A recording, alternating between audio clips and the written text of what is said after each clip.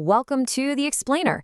So, have you ever stopped and wondered just how your custom sneakers or those highly specific tech gadgets you use every day get built so incredibly fast? Well, today we're exploring what is honestly one of the most fascinating shifts in human history. For decades, when you pictured a factory, you probably just thought of a static assembly line, right? Just machines endlessly repeating the exact same task without a second thought. But that era is ending. Today, we're looking at the super exciting transformation of those rigid assembly lines into living, thinking, self-optimizing ecosystems. We are going to unpack the anatomy of a smart factory. Okay, let's dive right into this. To build this factory layer by layer, here's our roadmap for today.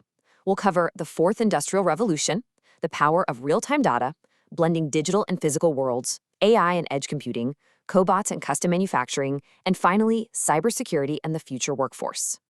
Kicking things off with Section 1, the Fourth Industrial Revolution. Now, we aren't just talking about a few minor factory improvements here.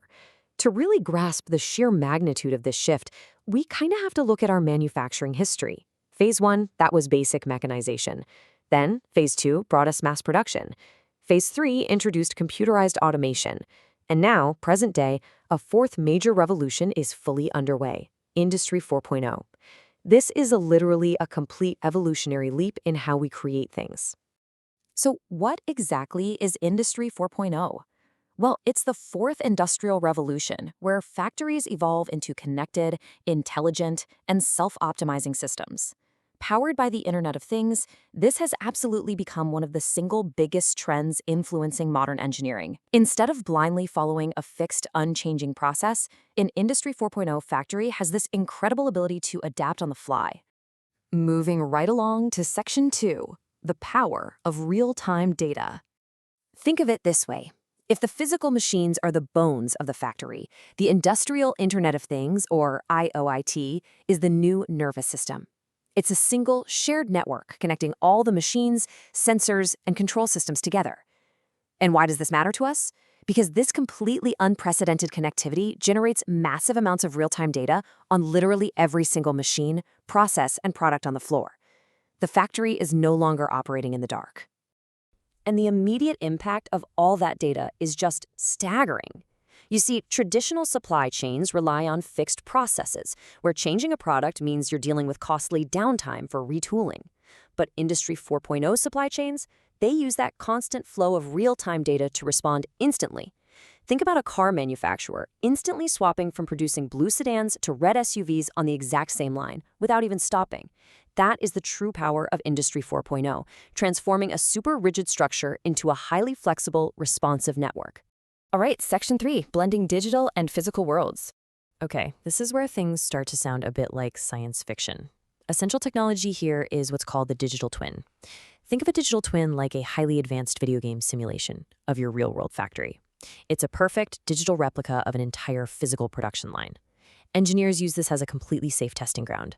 They can simulate and perfect major process changes in a virtual space first, making absolutely sure everything works flawlessly before they ever touch the physical implementation.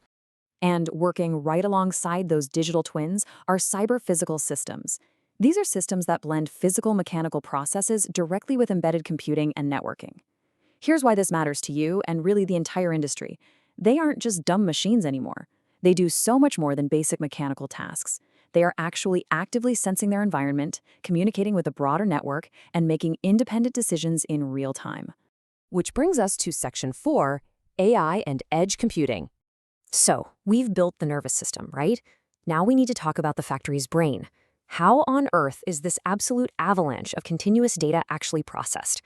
Well, think of cloud computing kind of like the factory's long-term memory. It provides the macro processing and massive storage for thousands of continuous sensors over time. But for micro, split-second safety decisions, like, say, instantly stopping a machine if a human hand gets too close, you need edge computing. It acts like instant human reflexes, processing time-critical data directly on the factory floor. All of this comes together to create an incredible self-optimizing loop. First, sensors generate a continuous stream of data. Next, cloud and edge computing step in to process it all. Then, artificial intelligence analyzes that data. powering things like predictive maintenance, so machines are actually fixed before they even break. AI is also using machine vision to inspect products for tiny defects at speeds far, far beyond human capabilities. And finally, the cyber-physical systems adjust in real time based on that AI analysis. It's just this flawless, continuous cycle of improvement. Next up, Section 5, cobots and custom manufacturing. We have the brain, we have the nervous system, so now let's look at the new physical muscle. Traditional industrial robots are, well, dangerous. They operate in isolated safety cages, entirely separated from human workers. But Industry 4.0 introduces collaborative robots, or cobots. These machines actually work safely and directly alongside humans. For example, modern cobots have these highly sensitive force sensors that instantly freeze their movement if they even barely bump into a human. They take over the really physically demanding tasks, which leaves the humans to handle the complex problem-solving. Another major upgrade to the factory's muscle is additive manufacturing, basically integrating 3D printing right onto the factory floor. Imagine a critical machine breaks down, but the replacement part is out of stock in another country. Instead of halting production for weeks just to wait for shipping, the factory just prints exactly what they need, exactly when they need it. This enables on-demand production of custom components and drastically reduces the need to keep massive, expensive physical inventories of rare spare parts sitting around. Finally, we reach Section 6, cybersecurity and the future workforce. Now, all of this amazing connectivity requires a really strong immune system, because these connected factory systems create brand new potential entry points for cyber attacks. Cybercrime losses are actually projected to reach literally trillions of dollars by 2029. And in a smart factory, a hack doesn't just mean losing data. Physical, heavy machinery could literally be hijacked. Securing these industrial systems isn't just some IT afterthought anymore. It is a core, absolutely critical engineering responsibility. To see this massive evolution in action, you really just have to look at Germany as the ultimate proof of concept. As the actual originators of the whole Industry 4.0 concept, their manufacturing sector is highly focused on digital, data-driven models.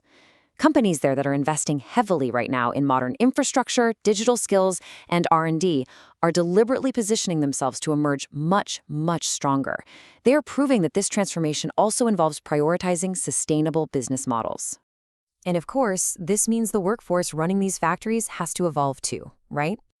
An Industry 4.0 factory is adaptive and continuously learning, so its engineers must be adaptable as well. We're seeing a massive demand for a totally new engineering skill set. It requires a true convergence of mechanical engineering, computer science, and data analysis into one single integrated manufacturing discipline. Which brings us to the future.